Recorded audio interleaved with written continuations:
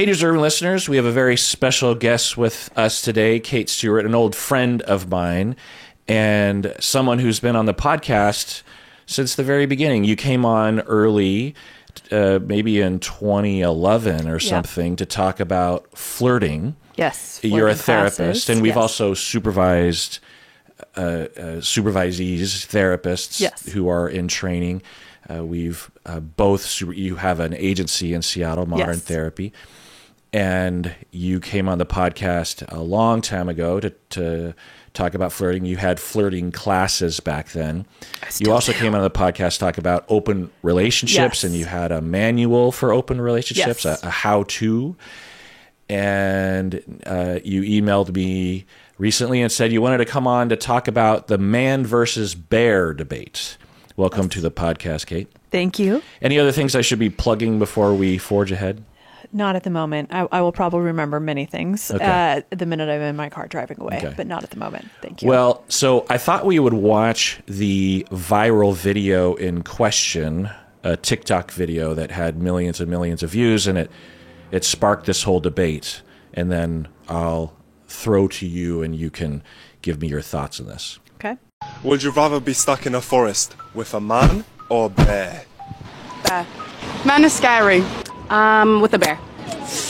Well, I've heard about bears. They don't always attack you, right? Unless you, fuck with them. So maybe a bear. Depends what man, but probably a bear. Oh, 100% a bear, which is, terrifying to say, but... Definitely a bear. Some men are very scary out there. A bear.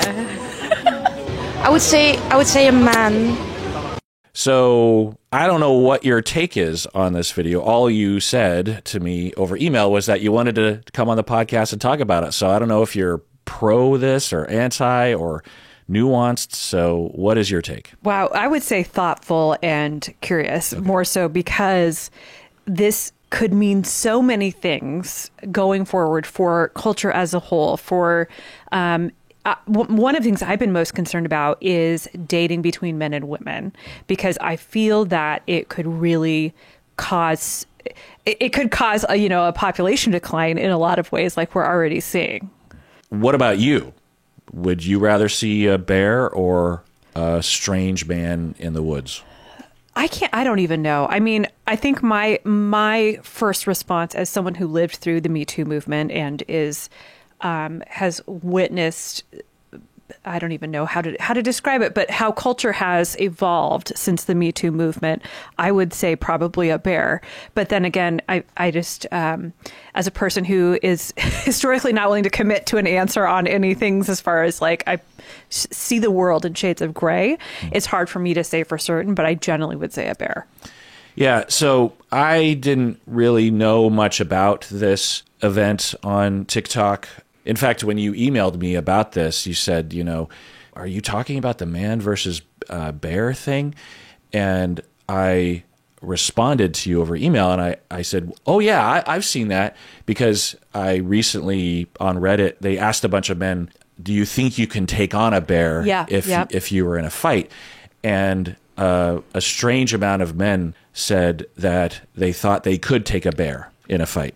They said that is really that interesting. They thought they could beat the bear in a fight. And I thought, that's ridiculous. One, two, it also kind of depends on the bear, because there's a lot of, you got panda bears, you got grizzlies, you got black bears, you've got... And polar bears, I think, are the worst, and polar right? bears, exactly. So you got water bears, just joking. Those are microscopic things. But being in Seattle and growing up in the woods outside of Seattle, we would see bears, and certainly we would have to be on our toes. And in the 70s, that's all we did was spend time in the woods. And so, I remember one time, me and my friends were, just one friend, we were riding our bikes through the woods, and we came around this corner, and there was bushes on either side, so you couldn't really see far. And all of a sudden, boom, there's a brown bear just right in front of us. And it was utterly terrifying.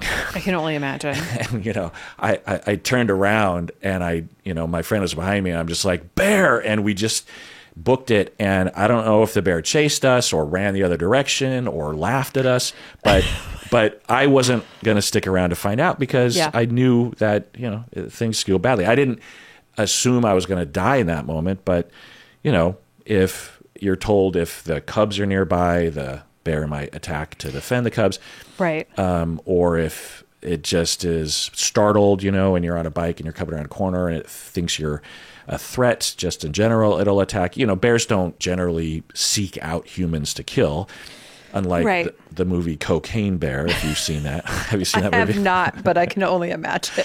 I don't know why I dragged my wife to that movie. I saw good reviews. It's not the sort of movie I would want to see, but it had good reviews, and I thought it would be different. But it is exactly what you think it would be. And you actually went to see it in a theater? I did, yeah. Wow, that's dedication. It must have been one of those slow movie times when there's not a lot of I can good only movies in the imagine. theater. But anyway, so to me, when I see it, I think it this phenomenon of we just saw, what was it like, and it's it's anecdotal, but something like 6 or 7 women, and most of them, all except one, said they would rather run into a bear in the woods than a man. And it just brings so many things. And then if people don't know, this created a whole viral sensation, and there were lots of response videos, and it had what you would imagine to be the responses. A lot of men saying that this is ridiculous and you're all misandristic, you all hate men, and you're just assuming all men, not all men, hashtag not all men, that kind of stuff. And then you have women saying, you don't understand what we go through. Right, and that's like the real divide. Like there was a somewhat of a divide, and now there's even more of a divide. Right. So what sort of divide did you see? It really seemed, I have heard the threads I've heard in talking to people who are interested in dating, flirting classes, etc. I hear a lot about, and we've all heard it, like on apps, on internet dating, women are getting so many of these unsolicited pictures and messages that say DTF and all of these things, and they're kind of becoming kind of turned off of that venue for meeting people, right? And to some extent, in person is not that much better. And then this comes out, and this so clearly highlights how women feel about men in general and about their degree of safety around men they don't know. And it has really, as I think it united women behind something very clearly, like, would you rather run into a bear in the woods? It's not, we're saying, oh, I'm second wave feminist, you're first wave feminist, I'm, this or that. It really united women around this common, very simple question. And then I think what has even caused even more unification is the real strength or intensity of the responses that we're seeing from men, which are mostly that bear would tear you to shreds. What are you talking about? You hate all men. And I also think it is the case that we're not seeing the more reasonable responses from men, because that's not how the internet works. We see the worst. Mm-hmm. But given that, it's causing women to really unite even more and double down, which is causing the more vocal men who are saying these things to kind of double down on that too. Mm-hmm. And as I think about this, I think, what does this mean for, I hesitate to say heterosexual men and women, because it's more about women who date men and men who date women, right? Because we don't know who all is dating who. What does this mean for dating in the future? Like, are we going to have people who are just decided to be celibate or not go into relationships because they're only interested in the opposite sex and just cannot relate to them? Mm-hmm. That's my concern as a person who thinks about relationships. And what does that mean going forward? Mm-hmm. Yeah, that people would, because of the way our society is and their experiences, or maybe even the systems in place, like the way online dating can be, that people wouldn't get their needs met. They want a relationship, or they want to have semi-casual dating, but because of the landscape, they don't feel safe for viable reasons and will avoid that. That's what you're saying? Right. And I think there is a degree of this being about safety, but a lot of it is just feeling like they can trust. I think on women's part, feeling like they can trust that if they interact with a man on an app or in person, that they will be like a kind person or just like a decent human. There's that, right? I think there's a lot of that kind of just doubt, right? And I think the other thing that's problematic about this is it only takes one or two bad actors to really like poison the well in a way and make it so that like I know I had friends who were doing app dating and they would get 3 unsolicited pictures and a bunch of DTFs. And then they're like, I don't want to do this anymore. And if you look at the statistics or the research, women have a lower degree of motivation to date in general, but also to use apps. Whereas men have more, and you could say that's either because higher degree of interest in sex, or it could be because we haven't taught men to connect emotionally to each other as much. But I think it's kind of driving a wedge, and it's going to be a lot more like we know about the incel community, and we're going to wind up with women who are not exactly equivalent, but who are just saying it's too much trouble. Mm-hmm. I don't want to date if I'm only interested in men. Mm-hmm. Mm-hmm. So this brings a couple things to mind. One is it reminds me of a similar, so we say viral event that happened 10 or 15 years ago with Rebecca Watson. She is a podcaster, and she is popular and was popular back then. And there was a convention in Vegas in which she was known to be there. It was a science convention, and she's known as a science podcaster. And she was in the convention in the hotel, and it was in the evening, and she's going back up to her hotel room. She's getting in the elevator, and there's a bunch of people in the elevator, and people are getting off, and there's left 2 people in the elevator, her and this guy. And the guy turns to her as they're going up in the elevator and says, "You're Rebecca Watson." And she's like, "Oh, yeah." And he's like, "Oh, I'm a big fan." And she's like, "Oh, okay, thanks." And she'd been experiencing this, all day long. Right. And then he says, "Oh, we're having a party in my hotel room. You should come. It'd be great if you could come." And she's like, "No thanks," or whatever. And then he gets off at his floor, and then she continues up, and then she gets off at her floor. She tweets or posts or something to the effect of, "Hey guys, if you're in an elevator with a woman, don't interact with her in that, or don't propose that she come back to your hotel room because it's scary." And the followers of her were a lot of guys. So it was not taken well. And a lot of people were like, hashtag not all men. How dare, and she didn't claim there was any threats or any indication of creepiness or anything. The way she framed it, she's like, it could have been totally innocent. In fact, she would follow up and say, it likely was innocent. It likely was a real party, and he likely wasn't trying to rape me. But there's a percentage chance that he was. And if he had asked me downstairs before we got in the elevator, then that's different because I can run or scream, but I'm alone in an elevator with him. And it just is scary. And 99, in fact, even some famous men, like I think Richard Dawkins, if you're familiar, the scientist, right? He even was refuting what she was saying, or what some people would say was attacking her for saying that she's ridiculous, and she's one of those misogynistic women that assume all men are rapists, and all these guys are like, I'm not a rapist, and stop thinking of us as that. It's threatening to a lot of men. So this is very similar in terms of the reaction. The thing that I mostly knew, but this really solidified it for me, is that, and I can kind of relate as a half Asian person. I'll just speak to that. Is like, I assume that most white people don't look at me and think racist thoughts or treat me in a racist way. 99%, especially in Seattle, there's a lot of half Asians, and a lot of Asians. So I just figure, chances are, if I'm being treated poorly or if I'm around a white person, it's because someone just doesn't like you, not because of right. It's because I'm generally unlikable or something. No,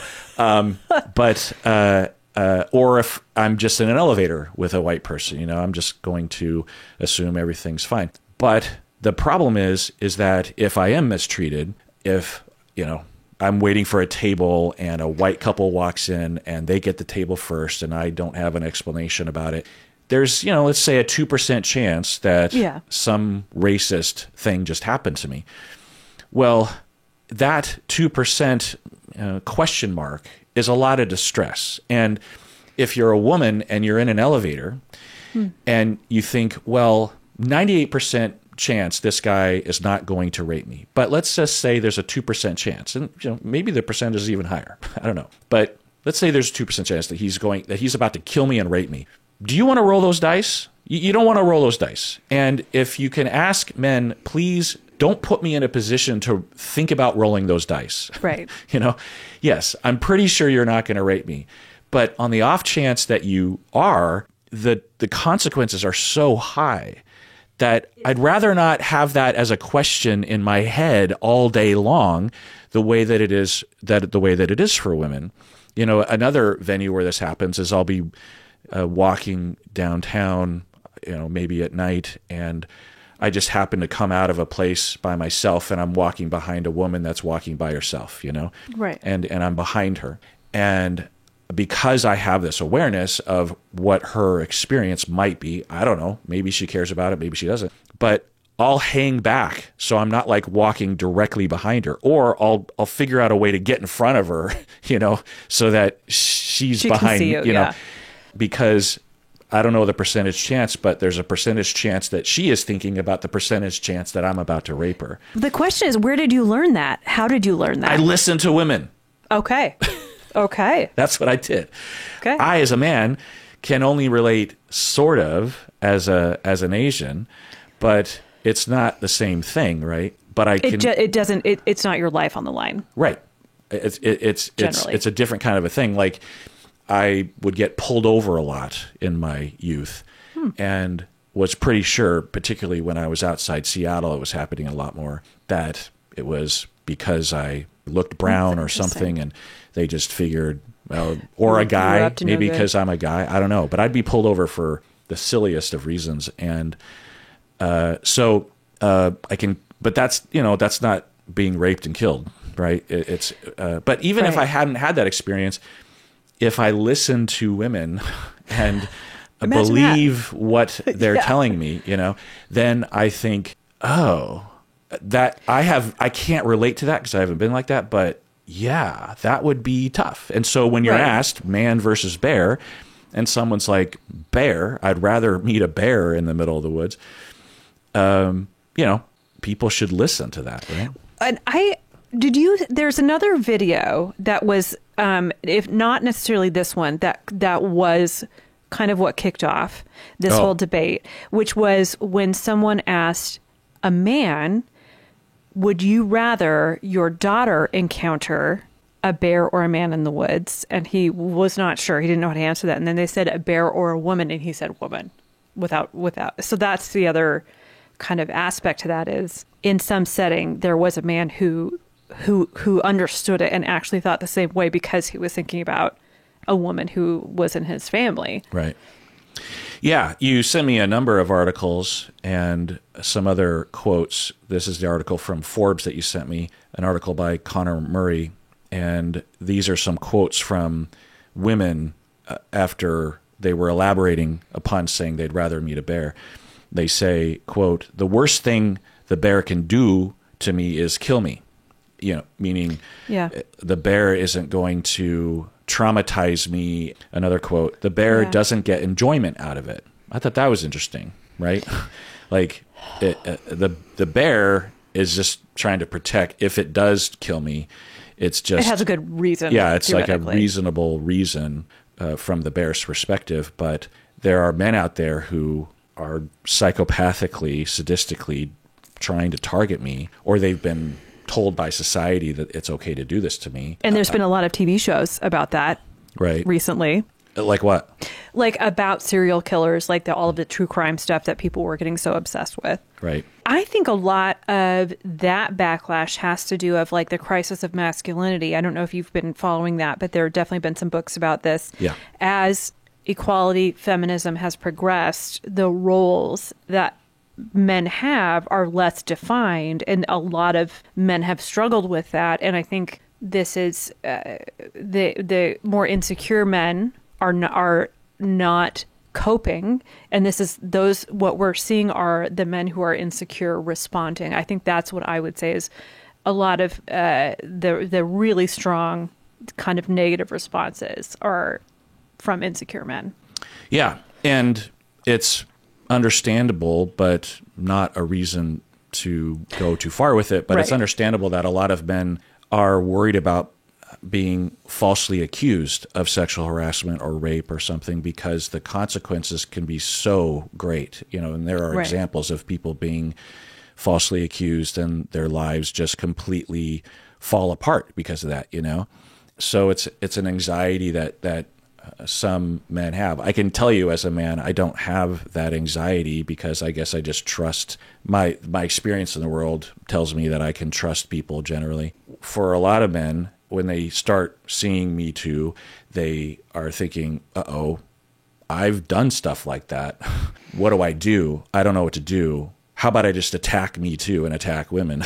Which just, doubles down, and there was a woman that did a TikTok about this, and she was saying that, look, I spoke out just in the comments about how I understand why women would rather see a bear than a man.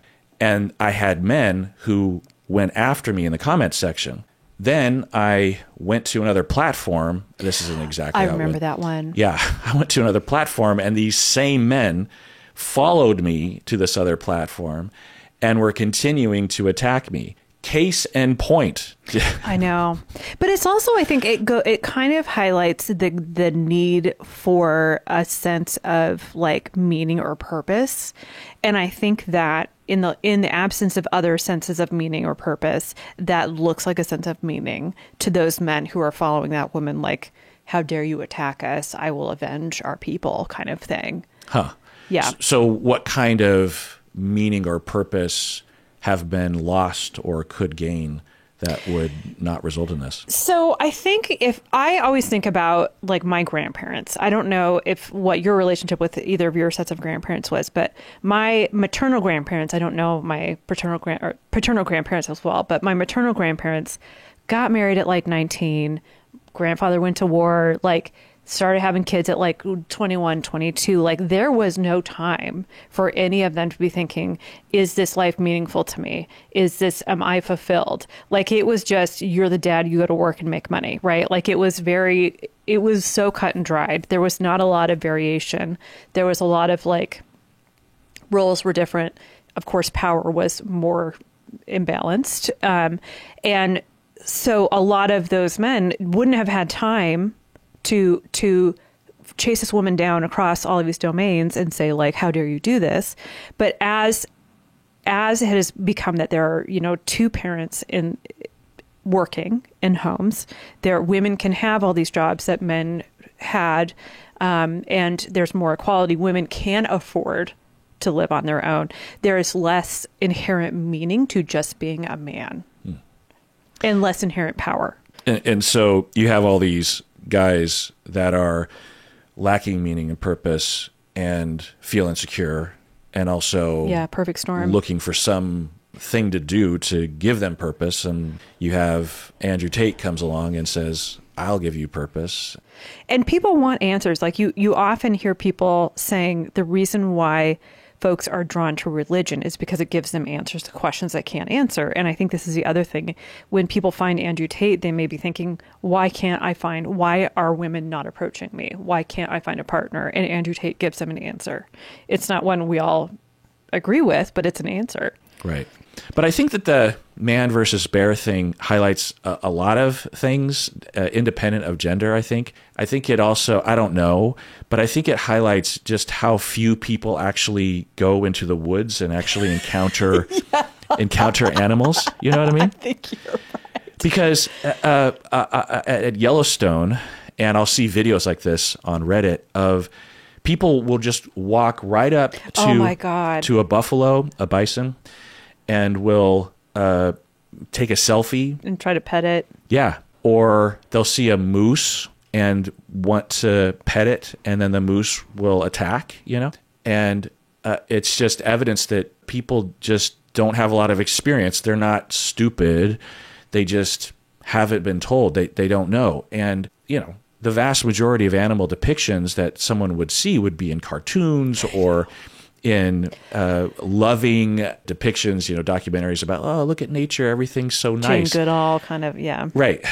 And maybe for good reason. It's like, let's not be terrified of every single animal and kill them, But at the same time, they're animals, they're wild animals, and they're capable of taking you out of this world. We were not the top of the food pyramid 50,000 years ago.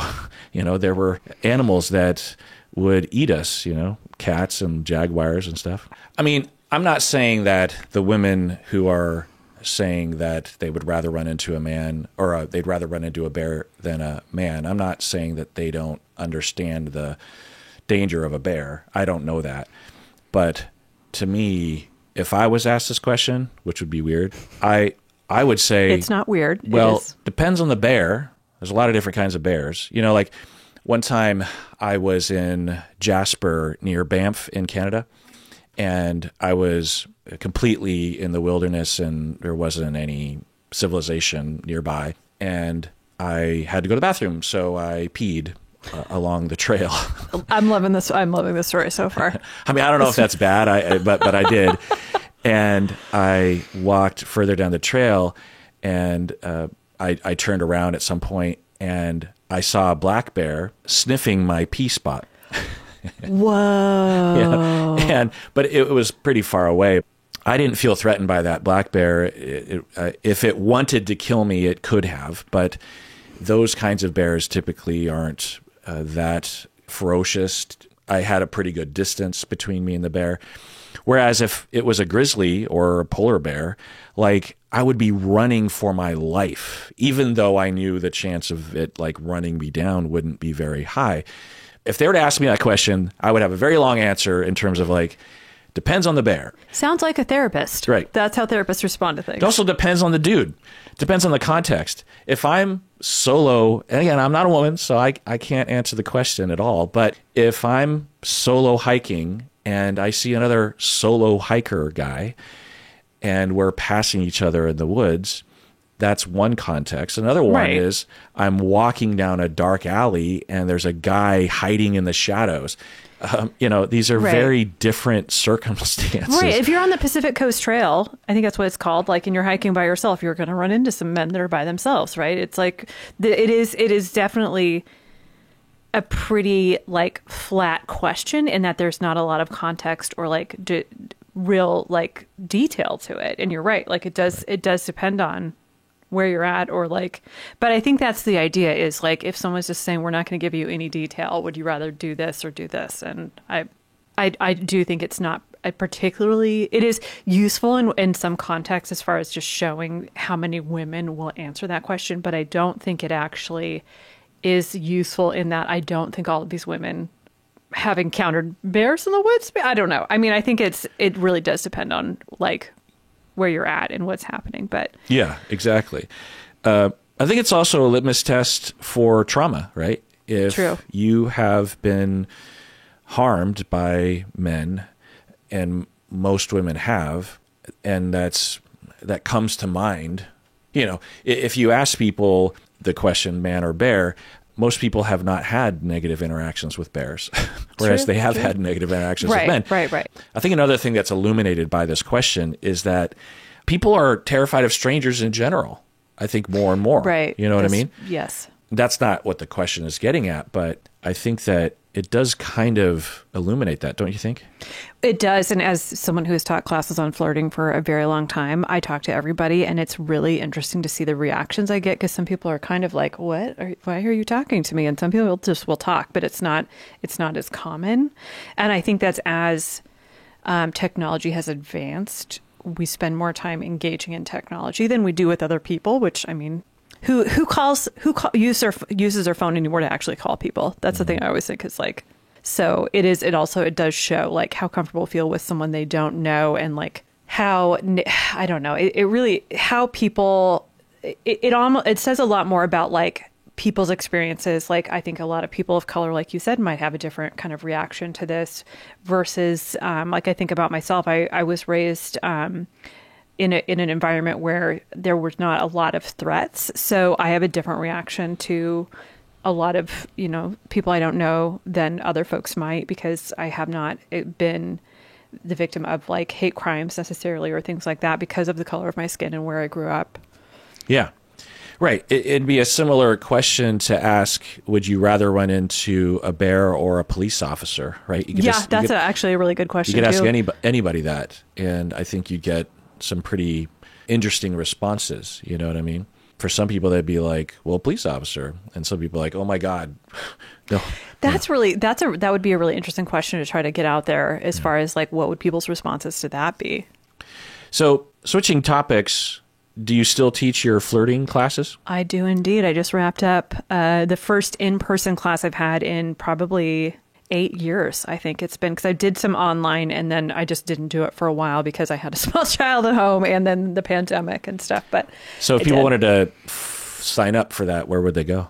Flirtingclasses.com. Okay. And so I've got another in-person class happening in July in Seattle. And then I think in August, we're going to do an online-only version. And it is like, sometime you should come. You should definitely come sometime, because it is like really heartwarming to see people learn to become a little bit more confident, and even people who were really in their shells and then just come a little bit out of their shells. That was a big deal for them, and it's always such an incredible thing to watch people grow over the course of what's essentially like 3 weeks, because we meet them and then there's 3 more meetings, and it's really incredible. It's not even about like I'm teaching people how to flirt. It's like this group therapy where people encourage each other to kind of like be more social and try new things and engage with people is often what it ends up really looking like. Maybe telling them that they're not as repulsive as they think they are. Yeah. Right? Yes, yeah. Definitely. And that someone would enjoy engaging with them and spending time with them. There are people out there who would. It reminds me of Swingers, the movie. Yeah. With Vince Vaughn going, you're so money and you don't even know it. No. Do you remember that? Yes. So what do you do in this class? It's interesting because it sometimes changes a little bit from class to class. And historically, I have had all of this curriculum that I have created, and we talk about specifics like where to go to meet people. Like we talk about confidence, and there's all of this stuff. But what happens often is people will come in and they'll ask questions and they'll say, I don't know what to do. I saw this person I was interested in a bar, and I didn't know how to approach them. And then we'll all kind of come together and kind of say, okay, well, where is the bathroom? Like, could you try to talk to them after you come back from the bathroom, or things like that? And so we do, there's what usually is, I always think of this going to be like. Meaning that they could go to the bathroom and have kind of a pep talk to themselves or something? No, not necessarily, because what you'll notice in Seattle, bars, like kind of just in this area of Seattle, is or anywhere people are trying to meet someone, they're all like these little tables that are all kind of separate. Whereas if you go to other places like LA, I guess New York, places like that, people are mingling, right? Or they're playing pool. Oh, I see. Or they're So you'd have hanging to out. catch them as they're coming back from the bathroom. Or like they're at a booth, or they're at a table, and or you're they're walking standing somewhere. past. So you go somewhere and then You're you going walk to- I see. past them, I and gotcha. you think of what would I say to this person? Would I say like, oh, who's winning this, game of pool or something like that? Right. And then we go over a lot of we talk about what flirting is. And then after coming back from that, so at the end of the class, we practice, which is really fun because it's a lot like improv. Like we have people get up in front of class and we'll say, okay, thing I always say is, I'm going to give you 2 minutes to start a conversation and close it. And what that entails is someone has to start a conversation, and then when they close it, they have to get some sort of contact information or something in order to kind of continue it. And I want to preface this by saying I don't necessarily view flirting as being an ends-based, like goal based kind of activity. I think it's more of like a way of life and interacting with people, but knowing that most people are trying to flirt in order to meet someone to date. We kind of look at it from that perspective, but we'll pick 2 people out and we'll say, okay, everybody, what's happening and where are they flirting? And people will say they're at a show. And I'll say, what kind of show? Country music. They're seeing a country show, and 2 people will be up here. And it's interesting because it's often not two genders of people who would be sexually attracted to each other. So it'll be like 2 straight men or, straight women or things like this. And we'll say like, okay, you're at this country show. And I'll say, okay, Joe, you start. And Joe walks up to Jeff, and says, oh, do you like this band? And they're like, oh yeah. And they're like, you seen it before? And then they'll say like, yeah, I saw something, when they were playing at this place. And then I'll say like, okay, wrap up. Because I'm trying to get people to be able to do this in 2 minutes so that when they have more time, they can still do it. But if they have to do it quickly, like in an elevator, they'll find a way to kind of make it work if they're trained to do it quickly, if we're, doing drills. And then they'll say like, oh, well, I heard they're playing again next week at blah, blah, blah. Do you want to come? And then we wrap it up like that. And we've had people in museums. We've had settings where it's just someone's in a grocery store, they're looking at cereal, and to see people go through that whole process. And people will surprise you too, which is really fascinating. The people who don't talk at all will get up and they'll have a whole conversation and they'll look kind of comfortable. And it's like, everyone's just like clapping afterwards. I'm like, wow, I didn't think that was going to happen. And it's like TV. It's like reality TV, but better. It's pretty incredible. Yeah. So what do you hear from them after the class? Do you hear from them after? I do. And we also, this last class was really fun because we had an entire family that met in the 2011 Flirting 101 class. They met, as a man and a woman met in class, and they have a son. They got married. The whole relationship happened. And it's Noelle Frame. She's a senator. And I always she is a senator. She's a friend of mine. You know Noelle. I did not know that they met in your class. I'm surprised you didn't know that. How do you know Noelle? We go way back. I feel like I've known her for 15 years-ish or something, but... And you never asked her where she met? She must have told me at some point. In fact, she just emailed me the other day. That is really funny. But... yeah. Did she email you about it was a fundraiser for her friend? Yeah. I got that email too. Right. But she came to class and she helped with we had people practicing and she was. I wonder if she found out about your class through the podcast. Maybe. Because she listened to the podcast back then. She knew about the podcast back then. So I like to give her such a hard time. I'm like, when she came to class, I was like, this child should have been named after me, but wasn't. And I would like to know. Yeah. The next child is going to be named after me.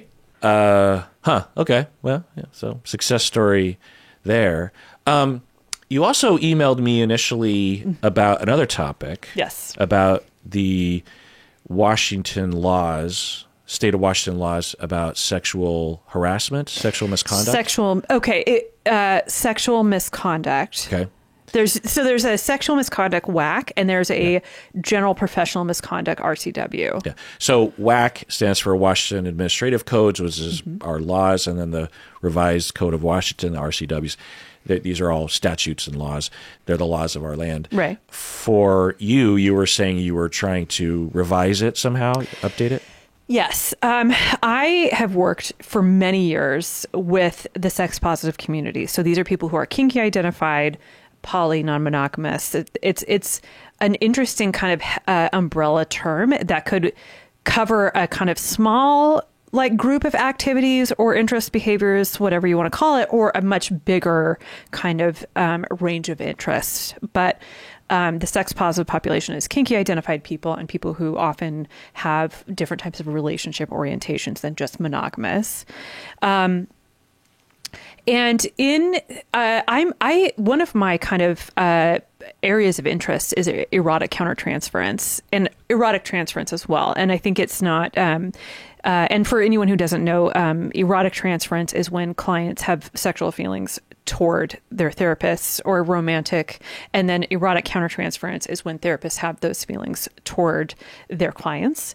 And the what I was so the thing about erotic countertransference that's really interesting is nobody talks about it, but there's tons of misconduct where people are having sex with their clients. Yeah. I have, not only as a supervisor and professor, but also and as a therapist, but as a podcaster, I've been talking about it for good for you years and years and years. And that's always what I'm saying is that even though done research and we've been talking about it for over 100 years, it goes back to Freud and Jung and all those people. We barely talk about it now. You can go through graduate school and have it never come up in class or anything. And it's ridiculous. And then you have all these therapists that will experience erotic countertransference and have absolutely no idea what they're doing, or they get very simplistic advice from just really bad advice. Right, from colleagues. And it results in harm to clients and like very easily fixable situations that just have no guidance and or they'll stuff their feelings and then bad things happen from there. And the bad things that happen to clients, I think is important to note, is not always a therapist has sex with their client. It is a therapist feels this and then is terrified and just immediately says, I can't work with you anymore. Doesn't do the effective work of saying, I let's, finalize this and I'll transition you to someone else because of a conflict or whatever someone would say. Yeah. I mean, you go on Reddit, for example, and you'll see good advice and bad advice. And some people will say, if someone said, I have erotic countertransference, they wouldn't word it that way because they don't even know the terminology. Really? And a lot of people will say, you have to terminate, you have to refer out. That's everyone's answer to everything. It's sort of analogous to whenever you might complain about your job or your marriage, bad friends will say like, we'll get a divorce or quit or something. It's like, oh, thanks, Sherlock. I didn't know that was a possibility. I don't think that's bad advice or bad friends. I think that is people who can't deal with the discomfort of seeing their friend be unhappy. Right. It's an easy answer for their anxiety as a listener. Right. It's like, if you just end that, then I don't have to deal with this feeling. Right. So, you are wanting to revise the laws of Washington because... Yes. I think what's really interesting about this is obviously the sexual misconduct code is there and has been there for a while because it is very damaging to have sex with your clients. No one's doubting this. But what I think is more recent is the kind of visibility of kinky activities, behaviors, relationships, and also like polyamory is still pretty new, but polyamory is not as important in this particular issue. But there have been cases of therapists entering into kink-related relationships with clients. Right.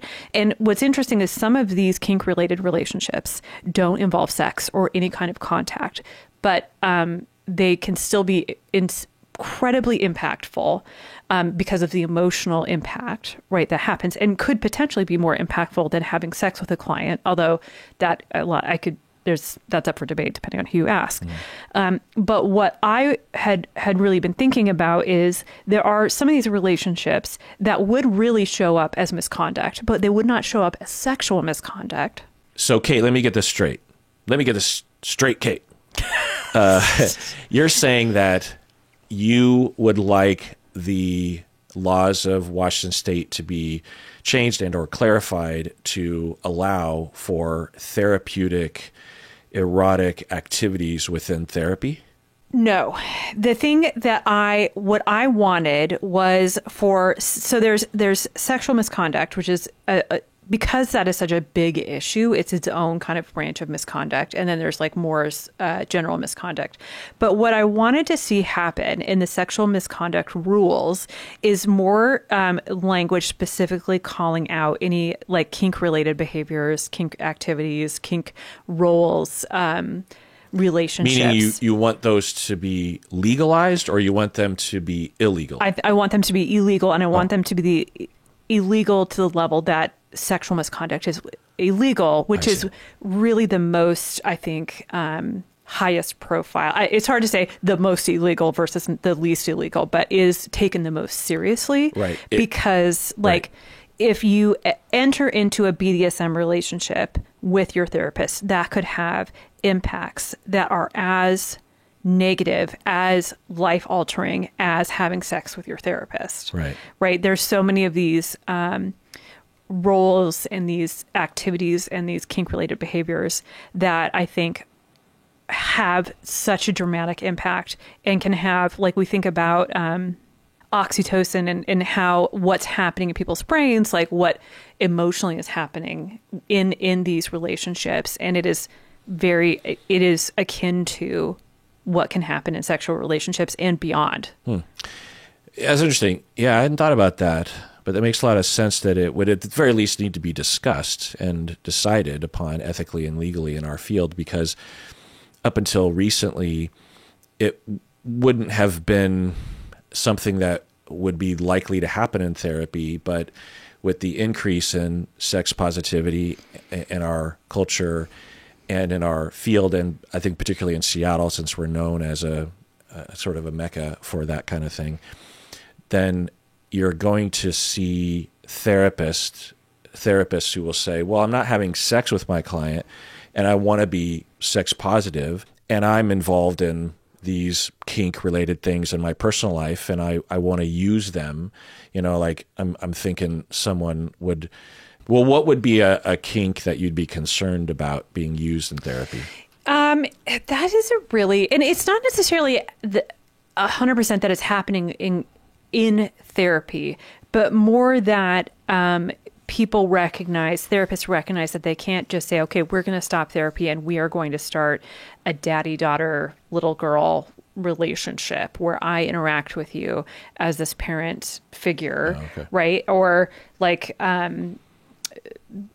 dominant submissive relationships. There's a lot of those that I think could cause a lot of harm because therapists are in roles that are so trusted that, I think there's a whole range. There's a lot of things in the dom submissive, like financial domination, obviously, which is involving money, which is kind of a different level. And then I do think like there are some acts that involve blood being spilled. And I think about like, you can go through a whole list of other risks associated with that. And there's just so much sometimes these kinks interact with trauma in a way that can be so reparative. It can also kind of reenact trauma. It really depends on who's doing it. And I think we need to make this as far off limits as possible so that it doesn't.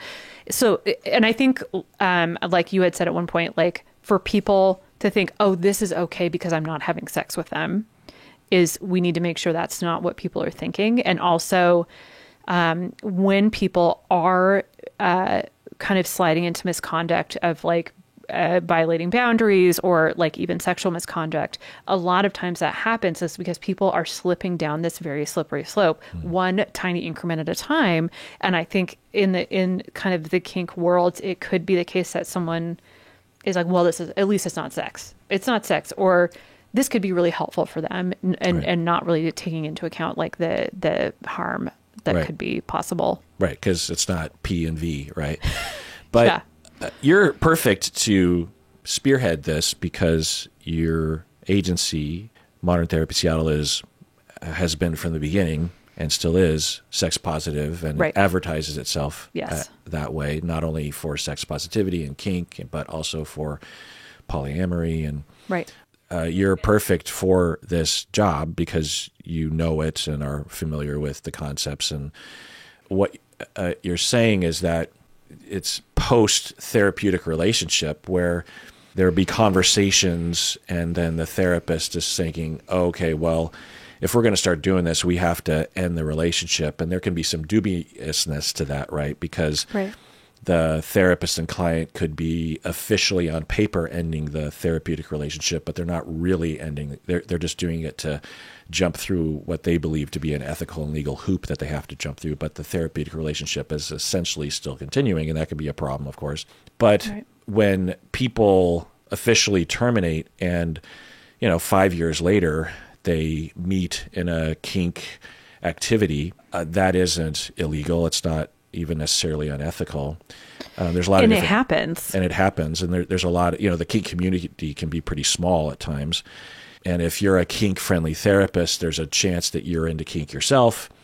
And you Right. might- Like, think about the Seattle Erotic Arts Festival. Yeah. There's a lot of therapists.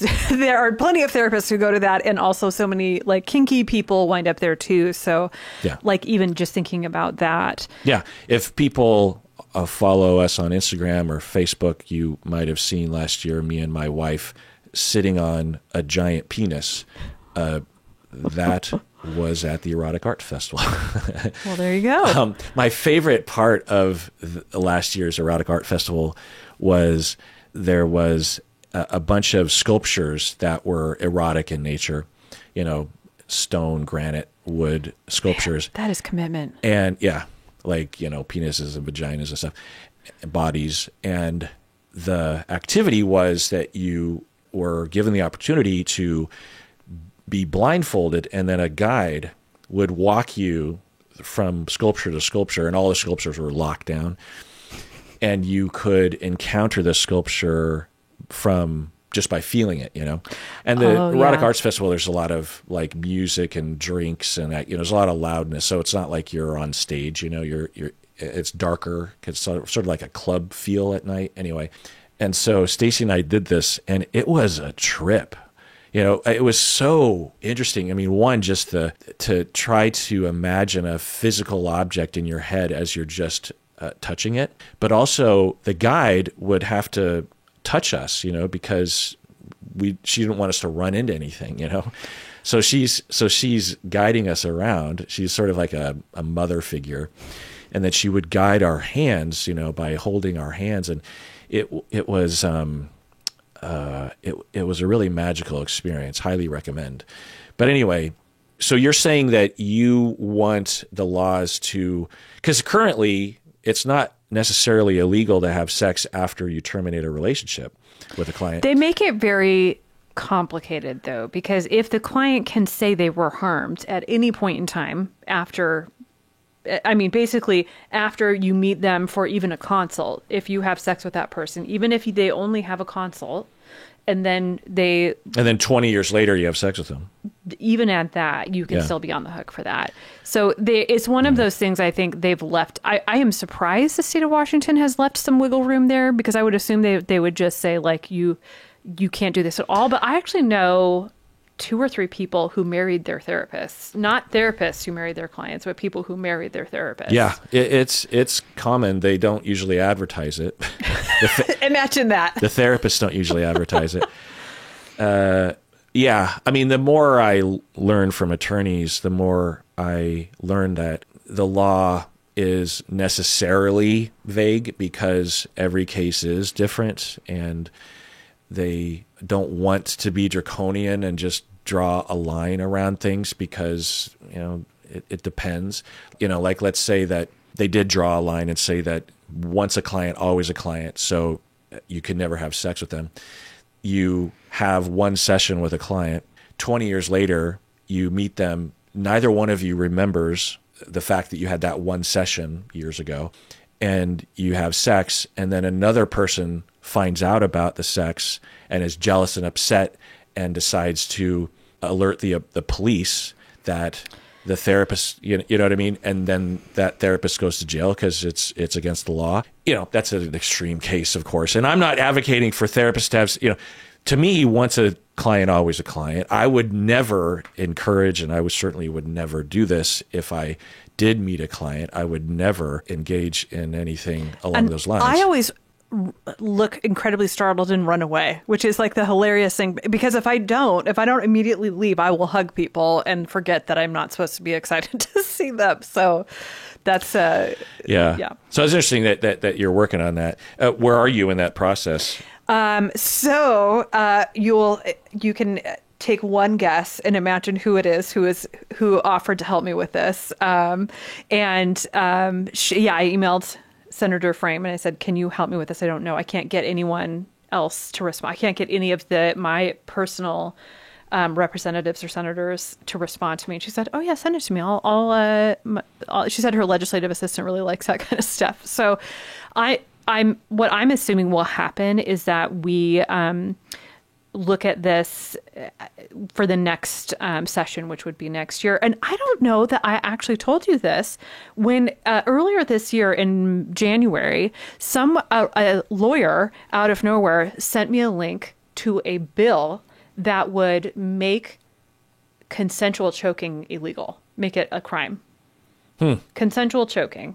And I was like, why did someone send this to me in the first place? But I think it was someone who worked with, it was like a criminal, like work with criminal defense. And I would imagine he found it and was like, well, someone needs to do something about this. It's funny because I think the reason that this wound up in my inbox is because I set up Sex Positive Washington, which is a sex positive group for healthcare providers, just to have listings on it and things like that. And so, meaning that patients and clients could find clinicians that they can, right. Yeah. And so that's how this wound up with me. And then I was like, I have to testify at this hearing when this bill goes into hearing, because like I don't agree with this, and someone needs to be advocating for this, the other side of it. Right, and you're not going to find a lot of politicians or lobbyists that are going to stick their neck out on this, right? And, I know. So yeah, someone's got to do it. So I think what happened is they saw Kate Stewart's Sex Positive Washington and were like, oh God, we don't want TVW is going to turn into a circus if we let this person who obviously is, going to talk about people, consensual sex and things like that in like this, hearing room in the legislative building. They were probably like, oh, we don't want it. We just don't. And so they just immediately yanked it, and then it just didn't go through because really? I didn't even get to go to the hearing, which I was like really bummed. Wow. I mean, you're like in Godfather when the brother arrived, just his presence in the hearing just shut the whole thing down. I know that's a weird reference, but that's what I thought of. It's like just your presence. You didn't even have to say anything. It was just like, oh God, Kate's here. Kate's on the case. Pull the bill. Like some weird kind of superhero. Yeah. But man, if anything happens along these lines, you got to come back on the podcast. I would be happy to. Or maybe you could get me and Noelle here at the same time. Yeah. Well, thanks for coming on the podcast, Kate. Thank as you. always, it's great to see you.